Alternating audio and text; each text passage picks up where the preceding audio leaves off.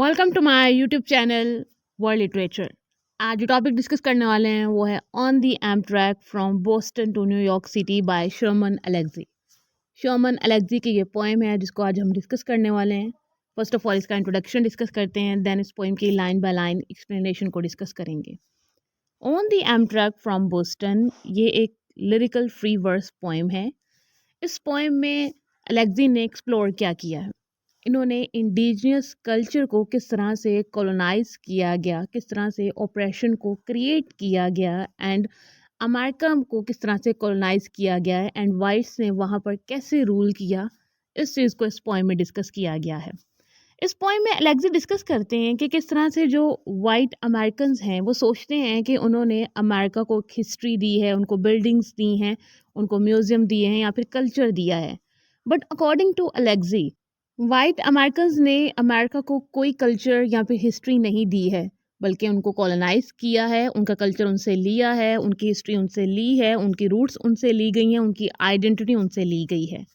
सो ये जो एक्सपीरियंस है एलेक्सी वो शेयर करते हैं इस पोएम में। और ये जो ट्रिप है उनका बोस्टन से न्यूयॉर्क सिटी तक होता है और ये ट्रेन के थ्रू जाते हैं। अब ट्रेन में इनके साथ एक वाइट लेडी होती है, वो अपना एक्सपीरियंस शेयर करती है और वो वाइट लेडी जो है वो खुद को सुपीरियर कंसीडर करती है और कहती है कि देखो अमेरिका की बिल्डिंग्स कैसी हैं, वाइट ने कैसी हिस्ट्री दी है। तो अलेक्सी उसको निगेट करते हैं, उसे रिजेक्ट करते हैं, उसको रेजिस्ट करते हैं, उसके सभी आइडियाज़ को, नैरेटिव्स को, उसके पॉइंट ऑफ व्यूज़ को रिजेक्ट करते हैं और कहते हैं कि अमेरिका को वाइट्स ने कुछ भी नहीं दिया है। अमेरिकन्स की खुद की 15,000 ओल्ड हिस्ट्री है, उनके खुद का कल्चर है, उनकी खुद की हैबिट्स हैं, रिचुअल्स हैं।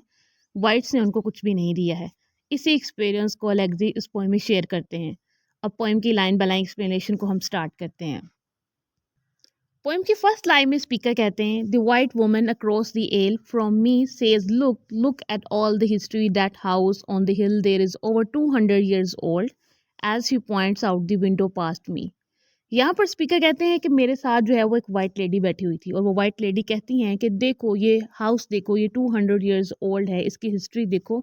वाइट्स ने ये हाउस बनाया था, वाइट्स का कल्चर यहाँ पे जो है वो रिप्रेजेंट हो रहा है।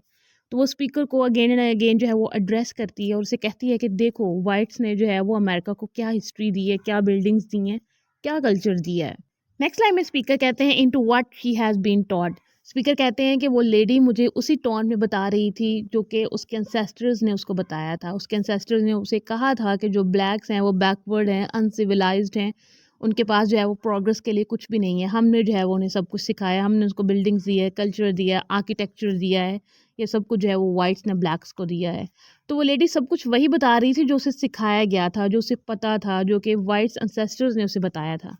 नेक्स्ट टाइम स्पीकर कहते हैं, I have learn little more about American history during my few days, कि मैंने अमेरिकन हिस्ट्री के बारे में बहुत कुछ जाना है back east than what I expected and far less of what we should all know of the tribal stories. कि हम सब ने जो है वो ब्लैक्स की हिस्ट्री को सुन रखा है, अमेरिकन की हिस्ट्री को सुन रखा है, वाइट्स एंड ब्लैक्स के कॉन्फ्लिक्ट्स को सुन रखा है, हमने कॉलोनियल कॉन्फ्लिक्ट को सुन रखा है और बहुत सी ऐसी ट्राइबल स्टोरीज़ हैं जहाँ से हमने हर चीज़ सुन रखी है।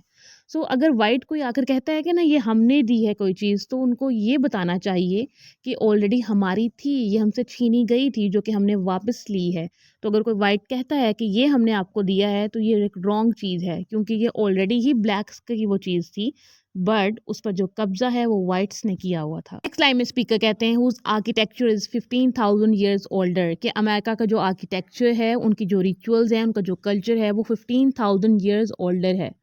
Than the corner of the house that sits museumed on the hill. मुझे तुम ये हिल पे जो हाउस दिखा रही हो ये तो अभी कहीं 100 years या 200 years बना होगा, बट अमेरिकन की जो हिस्ट्री है वो इससे भी ज़्यादा ओल्डर है। नेक्स्ट लाइन में स्पीकर कहती हैं, उसके बाद वो जो वाइट लेडी है वो मुझे कहती है, वॉल्टन पाउंड, कि क्या तुमने वो देखा है, ये एक वाइट्स की सिंबल है, ये वाइट्स को रिप्रेजेंट करता है, ये वाइट्स का कल्चर है, क्या तुमने वो देखा है। तो स्पीकर उस लेडी को आंसर करते हैं और अपनी फीलिंग्स को शेयर करते हैं, कहते हैं कि I don't have a cruel enough heart to break, कि मैं उसका हार्ट नहीं तोड़ना चाहता था, मैं इतना क्रूअल नहीं अभी हुआ हूँ कि मैं उसे बताऊँ कि मेरे पास ऐसे 5 वॉल्डन पाउंड्स हैं जो कि मेरे घर पर हैं, जिनको जो है वो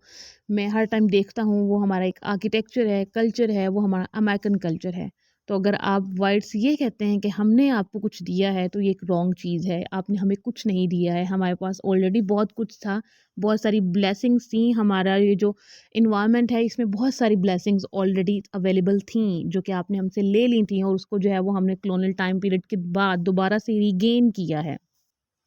नेक्स्ट लाइन में स्पीकर कहते हैं listen I could have told her कि मैंने उस ओल्ड लेडी को, उस वाइट लेडी को बताया I don't give a shit about Walden कि मुझे उस वाल्डन की कोई केयर नहीं है कि जो आप लोगों को रिप्रेजेंट करता है, जो वाइट्स को रिप्रेजेंट करता है, वाइट्स के कल्चर को रिप्रेजेंट करता है। I know the Indians were living stories around that point before Walden's grandparents were born कि वाल्डन के भी ग्रैंड पेरेंट्स अभी पैदा भी नहीं हुए थे और इंडियंस उसके बारे में जो है वो स्टोरीज बनाया करते थे, उसकी स्टोरीज को जो है वो सिंग किया करते थे। तो ये स्टोरीज़ जो है ना वो बहुत टाइम से चली आ रही हैं क्योंकि वाइट्स को हमेशा से जो है ना वो कोई ना कोई एडमायर करता था, उनसे इंस्पायर होता था। बट हमारा जो स्पीकर है वो वाइट से बिल्कुल भी इंस्पायर्ड नहीं है, वो बिल्कुल भी इम्प्रेस्ड नहीं है। नेक्स्ट लाइन में स्पीकर कहते हैं I am tired of hearing about Don fucking Henley saving it too कि मैं ये सुन सुनकर थक चुका हूँ कि उस पॉन्ड को हेनली ने सेव किया था। इवन कि वो पॉन्ड पहले से वहीं पर था और वो उसी कंट्री का था, उसी अर्थ का था, उसी सॉइल का था। बट हेनली ने उसे सेव करके जो है वो कोई बड़ी अचीवमेंट नहीं की है। अगर हेनली और उसके ग्रैंड पेरेंट्स और एंसेस्टर्स जो है वो वहाँ पर ना आते तो ऐसा कुछ भी ना होता, ना ही वो पॉन्ड जो है वो वाइट्स के नाम होता। Then nothing would need to be saved कि अगर वो कॉलोनाइज करने ना आते तो इसको जो है वो कभी भी सेव करने की ज़रूरत ही ना पड़ती, क्योंकि सेव तो उसी चीज़ को किया जाता है जिस पर जो है वो कब्ज़ा किया जाए, जो कि किसी और दूसरी कंट्री की हो, दूसरे लोगों की हो, दूसरे कल्चर की हो। उस पर जब कब्ज़ा किया जाता है तो उस चीज़ को सेव किया जाता है। तो स्पीकर यहाँ पर उस ओल्ड लेडी को कहते हैं कि अगर इस कंट्री को कॉलोनाइज ना किया जाता, यहाँ के लोगों को कॉलोनाइज ना किया जाता, तो किसी भी चीज़ को सेव करने की नीड ही नहीं थी। But I didn't say a word to the woman about Walden कि मैंने उस वाल्डन के बारे में उस वुमन से कोई भी बात नहीं की कि कहीं वो वुमन यही ना समझे कि मैं उससे इंस्पायर्ड हो गया हूँ या फिर मुझे जो है वो वाइट्स के कल्चर की नीड है। मैंने ऐसा कुछ भी नहीं किया because she smiled so much and seemed delighted that I thought to bring her an orange juice कि उसे लग रहा था कि मैं उसकी रिस्पेक्ट कर रहा हूँ या फिर मैं उसको खुद से सुपीरियर कंसीडर कर रहा हूँ कि वो वाइट है, इसलिए मैं उसके लिए जो है ना वो कुछ लेकर आऊँगा, मे बी मैं उसको ऑरेंज जूस सर्व करने वाला हूँ। बट मैंने जो है ना वो ऐसा कुछ भी नहीं किया। देन स्पीकर कहते हैं I respect elders of every colour कि कोई भी कलर हो मैं एल्डर्स की रिस्पेक्ट करता हूँ, चाहे वो ब्लैक हो, वाइट हो, रेड हो, इंडियन हो, कोई भी हो, मैं हर इंसान की जो है वो रिस्पेक्ट करता हूँ।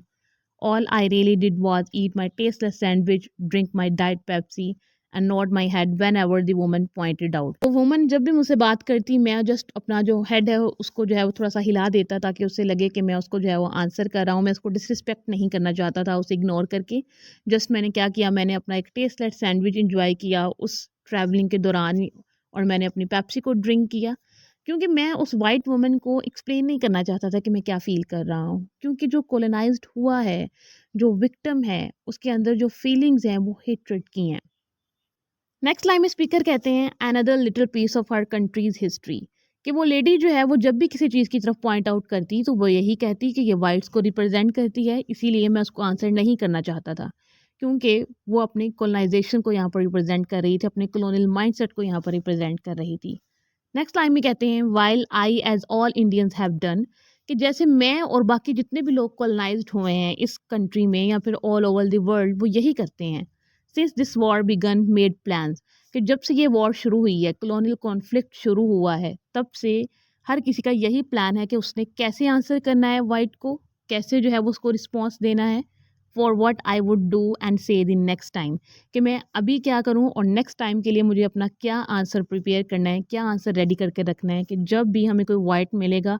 कोई कॉलोनियल माइंडसेट वाला पर्सन मिलेगा तो उसको हमने कैसे आंसर करना है। हम इसी चीज़ के लिए हर टाइम रेडी रहते हैं। Somebody from the enemy thought I was one of their own कि अगर कोई एनिमी ये सोचता है कि हम उनमें से हैं या फिर उनका जो कल्चर है वो हम पर हैवी है तो इस चीज़ को हम निगेट करते हैं, रिजेक्ट करते हैं, क्योंकि हम उनको आंसर ही नहीं अब करना चाहते हैं। एंड यहाँ पर ये जो पोएम है वो एंड हो जाती है। सो इस पोएम में शर्मन अलेक्जी ने अपना यही एक्सपीरियंस शेयर किया कि एक जो कॉलोनाइज्ड नेशन होती है उनकी क्या फीलिंग्स होती है, वो किस तरह से वाइट्स की तरफ जो है वो हेट रखते हैं और वाइट्स के ओपिनियंस को जो है वो रिजेक्ट करते हैं। आज के लेक्चर में बस इतना ही। वीडियो को लाइक और शेयर और चैनल को ज़रूर सब्सक्राइब कीजिएगा। Thanks for watching my channel.